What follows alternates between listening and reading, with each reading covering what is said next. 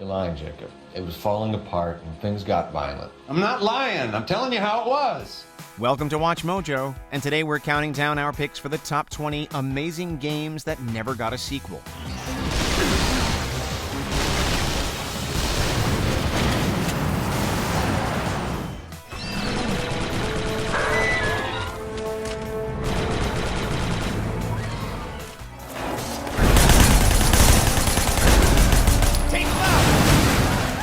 For this list, we'll be looking at some of the greatest games of all time that, sadly, never managed to have a sequel after all these years. Did your favorite one-off game not make the list? Let us know in the comments below.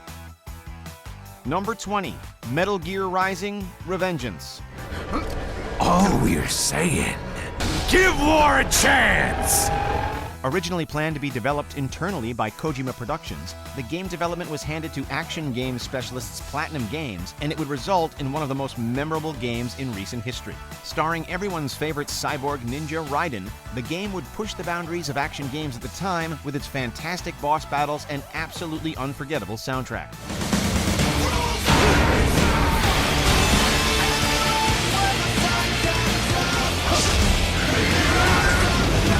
With the departure of series head Hideo Kojima and the absolute bomb that was Metal Gear Survive, you'd think the easy route for Konami would be to team up with Platinum Games once again and follow up this classic.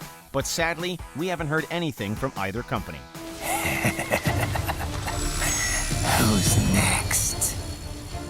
Immerse yourself in a world at war with dungeons, boss battles, and champions to collect in Raid Shadow Legends. Raid is a deep MMORPG with 13 factions to choose from, including the ancient High Elves. The High Elves are the oldest race in the Telerian League. In their walled kingdom of Averia, they are protected by their near-immortal Queen Ava. Their magic and wisdom has helped good conquer evil for many millennia, but with the threat of civil war in the League, chaos is about to erupt. Let's go over my favorite legendary High Elves. Here we have Royal Huntsman, a skilled archer who specializes in ranged attacks with some sweet armor. And this is Arbiter. She supports the team by buffing champions and weakening enemies, a must-have champ. Last month, Raid released their biggest update ever, the Doom Tower. It's a menacing tower with 120 floors filled with secret challenge rooms, powerful loot, and 12 unique bosses to defeat. Start playing today. Hit the link in the description, and if you're a new player, you'll get your free Void Champion Bulwark, 50 gems, an XP booster, some energy refills, and an ancient shard when you log in. All this treasure will be waiting for you here. Good luck, and I'll see you there. Number 19, The Simpsons Hit and Run. Just a few more. USA! USA! A good licensed video game isn't exactly an easy thing to come across, so whenever a halfway decent one comes around, it's something to be appreciated. The Simpsons Hit and Run was much more than decent, however, with several members of the creative team behind the show helping to craft the story and dialogue for the game, helping to provide an authentic Simpsons experience for fans of the franchise. I destroyed the limo and killed Bart! No murderer ye be. He wasn't in the limo. He got out and he boarded that ship. Can you take me there? Nah, I hate the sea. Players adored being able to step into the shoes of all their favorite characters and live out Grand Theft Auto-style antics and mayhem in a fully realized Springfield sandbox. With such positive reception and the show still going strong, it's a mystery why Fox didn't take advantage of this hit and run with it. Look at these space ratings for Foolish Earthlings. What happened, Kang? Foolish Earthlings used to be the #1 reality show in the galaxy. Number 18, Sleeping Dogs. Your job was to get close to Winston. Now that's not much of a strategy anymore. Get close to? Open your eyes, Raymond. I am Winston now. With him gone, I'll be taking his place. You want the chairman? I report to him now. You want the Red Poles? I'm one of them. Originally planned as another entry in the True Crime series, Sleeping Dogs had a fairly lengthy and troubled production cycle. Despite all the hurdles the dev team faced, they still managed to create an addictive open-world action game with a fun combat system and even threw in some RPG elements for good measure.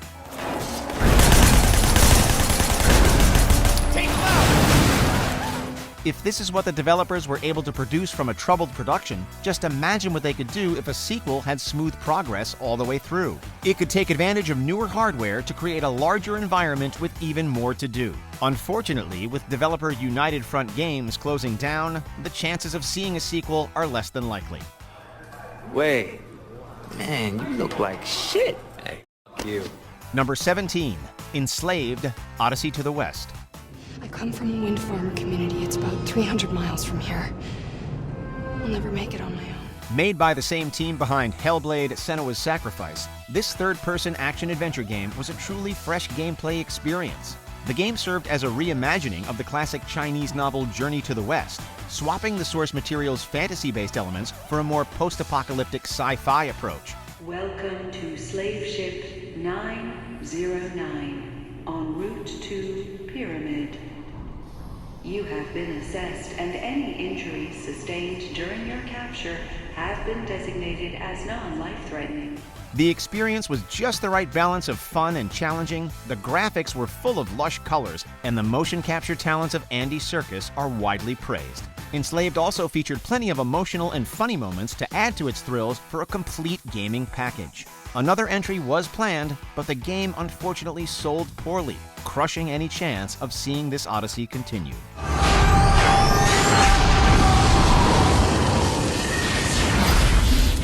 Number 16, Spec Ops: The Line. Evacuation of Dubai ended in complete failure. Death toll, too many. Here we find yet another video game inspired by a classic novel. In this instance, developer Take-Two Interactive drew from Joseph Conrad's Heart of Darkness to come up with the narrative and scenarios for this action-packed shooter.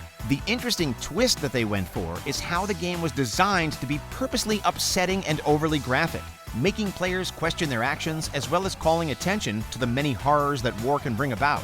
This unconventional perspective for a militaristic-themed video game earned the studio several nominations for storytelling in a video game. The same can't be said on the financial side of things, as Spec Ops tanked sales-wise. That's impressive. Oh, well, you know. You said it, not me. Number 15, Vagrant Story.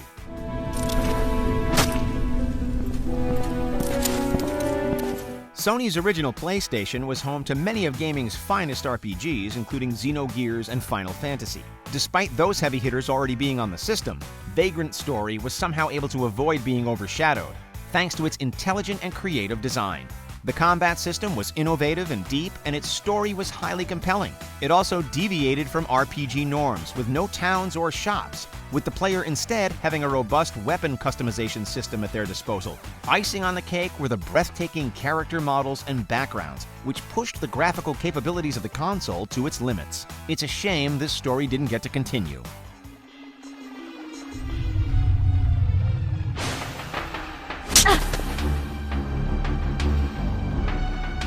Number 14, Bulletstorm.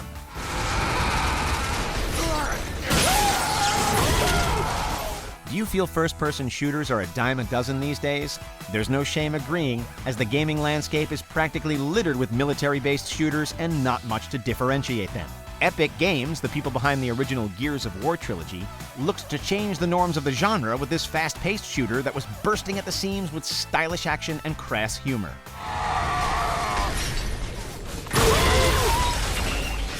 Bulletstorm is so special because it encourages the player to get creative with their kills, rewarding them with points based upon what kind of zany, violent tendencies they pull off. This allowed gamers to play the game their way, propelling it into a category of shooters that aren't just your standard move from point A to B affairs. Attack, my pet! Lay waste to the freaks! Number 13, L.A. Noire. Come on, we have a clue. Captain? Thanks, Ray. Be careful, Phelps. This is his game you're playing now. We're all used to playing characters on the opposite side of the law in the Grand Theft Auto series. Switching up the open-world crime formula, L.A. Noire tasks us with playing the cops instead of the robbers, and it delivers an experience like no other. The game was noteworthy for its stunning motion capture technology and how it was able to simulate realistic facial animations. This went hand in hand with the interrogation sections, helping to make you feel like a real detective on a case. You're lying, Jacob. It was falling apart and things got violent. I'm not lying. I'm telling you how it was. The sad part is that not only did this game not receive a sequel, but it was developer Team Bondi's only release before they were shut down just a few months after L.A. Noire launched. Brutality on a scale such as this deserves retribution. The people and the press of this city demand it. Number 12, 13. In your deposition, you even added that you don't feel like a killer. How touching. But the law doesn't operate on feelings, now does it? Here we have another standout first-person shooter that emphasizes much more than just the bam-pow-bang of the genre. Taking full advantage of its Belgian graphic novel roots, 13 rocked a cel-shaded visual style long before Borderlands was even a concept.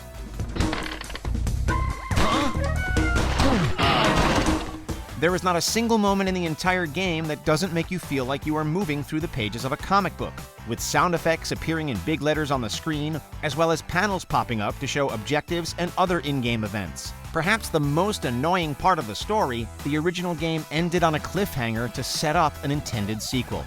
Are the fireworks not to your liking, Mr. Fly? And let's not get started on the absolutely terrible 2020 remake. RPG, 12 o'clock. The only way he can survive is to find out who he is. Number 11, Jade Empire. Nice little town you have here. Not a lot of guards, are there? How are your stocks of food? Before developer BioWare launched their smash hit RPGs Mass Effect and Dragon Age, they put together a little game called Jade Empire, which was unanimously met with overwhelming critical praise from critics and gamers alike. It's very clear that tons of love went into crafting the experience, as it boasted an incredibly epic and moving storyline set in a fictional kingdom inspired by ancient China. Nearly every aspect that makes a game great was finely tuned here. The gameplay was hard-hitting and addictive, the music was exciting, the graphics were stunning, and icing on the cake, Jade Empire introduced the romance system before the aforementioned Mass Effect. The game just screamed franchise all over it, so where the heck are the other installments? What happened? Number 10, World of Goo.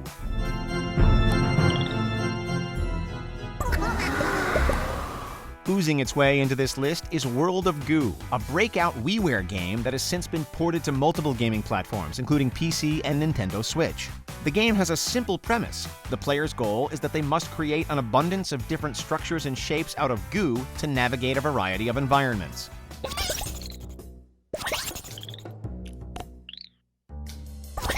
Simple doesn't translate to stale, however, as this puzzler proved to be extremely addictive for those who played it, along with winning multiple Game of the Year awards. It should be stated that one of these awards was GameSpot's Best Game No One Played, which might help explain why we haven't heard anything from this hidden gem since.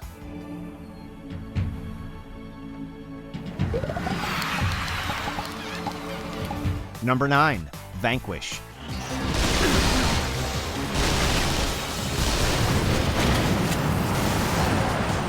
A change of pace for Resident Evil creator and horror aficionado Shinji Mikami, his epic futuristic shooter Vanquish was a bombastic display of eye-popping action and exhilarating visuals. What the hell's going on down here? The game was just packed to the brim with style, combining all the right elements from various games and movies in the sci-fi genre. Just looking at the game's stunning presentation and how it was able to run smoothly with all that chaos on screen earns it a gold star. But then there's the gameplay. Oh boy, the gameplay. The fast-paced nature of the game provides a sensational rush as you blast through the environments and bash your enemies to bits. Bonus points for being able to slow things down at the click of a button, Matrix style. Number 8, Alan Wake. I've always had a vivid imagination, but this dream unsettled me. It was wild and dark and weird, even by my standards. Highly praised for its intriguing storyline, tense atmosphere, and smart gameplay, Alan Wake seemed to nail every aspect of its design. Putting the management of your light source front and center as the main gameplay mechanic, the game did a good job of conveying a genuine fear of the dark. You basically had no choice but to be. The cabin had gone dark. All the lights were out. Alan! Alan! Where are you?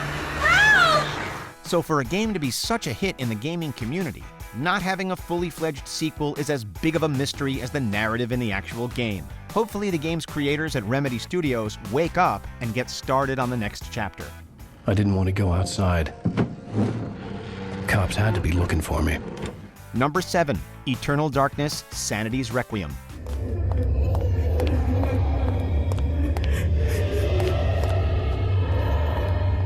Why stop at Alan Wake? Keep the horror resurgence strong with a follow-up to this cult classic Scarefest for the Nintendo GameCube. Long before Amnesia was screwing with the minds of gamers, Eternal Darkness had the sanity meter which provided a unique spin to its already unsettling gameplay. What's going on? If said meter were to drop too low, strange anomalies begin to occur, including the infamous blue screen glitch, causing gamers to panic, thinking their console was broken. For years, there had been hints of a sequel, but any chance of seeing one these days seems unlikely, with developer Silicon Knights now defunct and a spiritual successor by former director Dennis Dyack unable to get Kickstarter funding. To die, to sleep no more. Number 6. Skies of Arcadia.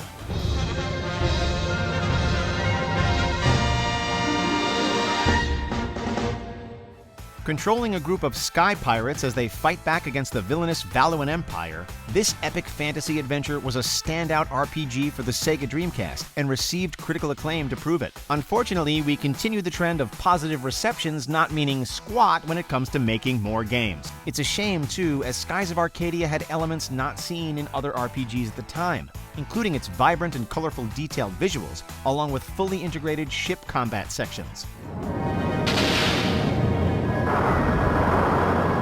Another standout was its lively and upbeat cast of characters, a much appreciated change of pace for the entire genre, which usually featured grim, tortured protagonists. Fingers crossed this franchise soars back into the gaming world sometime soon.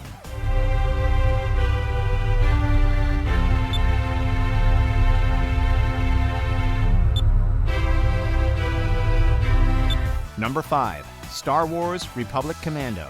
You are a commando. An elite unit. Something truly special. Despite the title and the film's depictions of what clone troopers would have you expect, this game was not your conventionally mindless FPS. Republic Commando was instead a tactical shooter, where the player commands a squad of 3 other commandos and must think strategically to make it through every blistering firefight. Droids incoming! Delta 4-0 is on the other side of this door. Place a charge and blow it. I'll warn him to step back. It was honestly a nice change of pace from all the prominently action-focused entries in the universe of Star Wars video games, placing you into the shoes of a group of characters that we hadn't seen before. Hopefully, we don't have to venture to a galaxy far, far away just to see another game like this. Number 4, Grim Fandango. Hey! This list is seriously starting to break our hearts. Another injustice in the gaming world is the lack of appreciation for the offbeat and eccentric adventure game from industry legend Tim Schafer. Let us rephrase. The game was appreciated by critics who adored its sense of humor, imaginative storyline, and engaging scenarios. Unfortunately, reviews only go so far, as the product needs to make some moolah as well, and Grim Fandango completely bombed from a commercial standpoint. Dios mío. It's full of double-end tickets. This could get 100 souls on the number 9 train. Making matters worse, its poor sales played into developer LucasArts' decision to stop making adventure games altogether. Ouch. There's some customs officials down below, sir. They want to search the ship. Fine, fine. We've got nothing to hide, eh? No skeletons in our closet. Number 3, Bully. Ah, yes. So you must be Hopkins. Providing a unique spin on the open-world genre that was popularized by their Grand Theft Auto franchise, Rockstar shifted their attention from cops and robbers over to schoolyards and studying. Guess what time it is? Yep, time for a beatdown. The player controls Jimmy Hopkins, who, after being forced into a harsh private school, decides to form alliances with other students to bring down a group of bullies who terrorize every clique in the academy. You just arrived at the toughest school in the country, and I'm offering to be your friend. Trust me, in a place like this, you're gonna need friends. The most remarkable achievement for the game, on top of its addictive sandbox environment, was that it made attending class enjoyable, as being successful in your courses rewarded you with valuable upgrades. Bully ultimately raked in a bunch of awards and nominations, but it never really soared to the heights of a certain other Rockstar sandbox franchise. What's your problem? What's going on? Number 2, Conker's Bad Fur Day. Hang on a sec.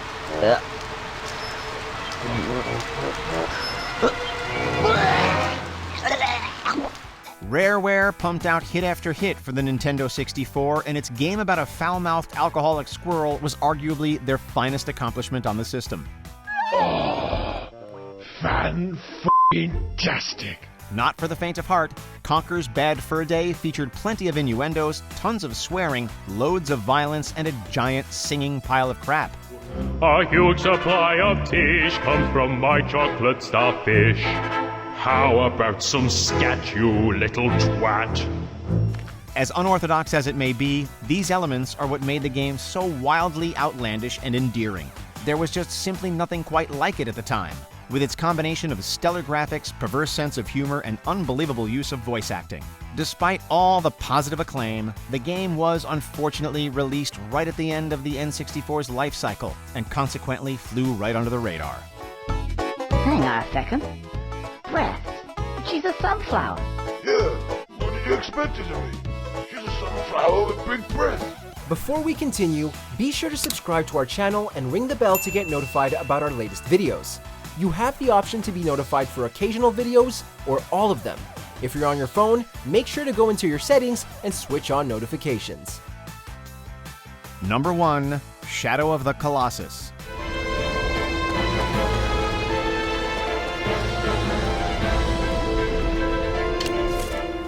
Garnering both critical and commercial success, with multiple Game of the Year awards and eventually being entered into the PlayStation's Greatest Hits line, it seemed like it made perfect sense to develop another entry. The game was pure magic in motion as we traversed the massive landscapes and battled the gargantuan Colossus. In 2018, we saw a high-definition remake for the PlayStation 4 by Blue Point Games, and that's just made us crave more ever since.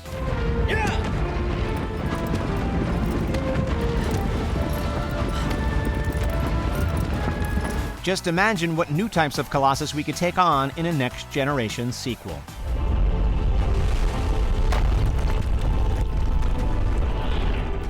In the mood for more awesome gaming content?